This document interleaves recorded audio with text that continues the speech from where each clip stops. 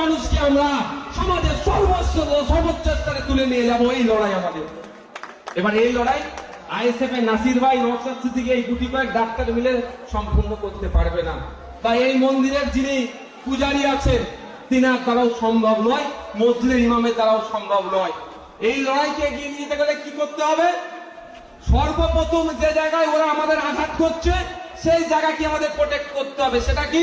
আমাদের কমিউনাল হারমোনিকে ওরা নষ্ট করতে চাইছে, আমাদের সম্প্রীতি, আমাদের ঐক্য। আমরা একসাথে দীর্ঘদিন ধরে বসবাস করছি হিন্দু মুসলিম নির্বিশেষে, এটাকে ওরা ভাগ করতে চাইছে। এটা ভাগ করলে ওরা সাকসেস হবে।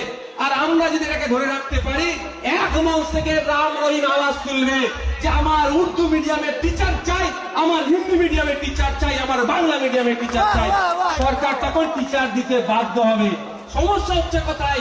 রাম নামের জায়গা থেকে চিৎকার করছে শিক্ষক চাই, রহিম আলাদা জায়গায় দাঁড়িয়ে চিৎকার করছে শিক্ষক চাই। দুজনের চিৎকার ও গুটি কয়েক মানুষকে নিয়ে করছে, তো এই গুটি কয়েক মানুষকে নিয়ে করছে। আলাদা ভাবে চিৎকার হচ্ছে, দুজনেই ন্যায়ের কথা বলছে, কিন্তু আলাদা জায়গা থেকে বলছে। সরকার মুচকে মুচকে হাসছে।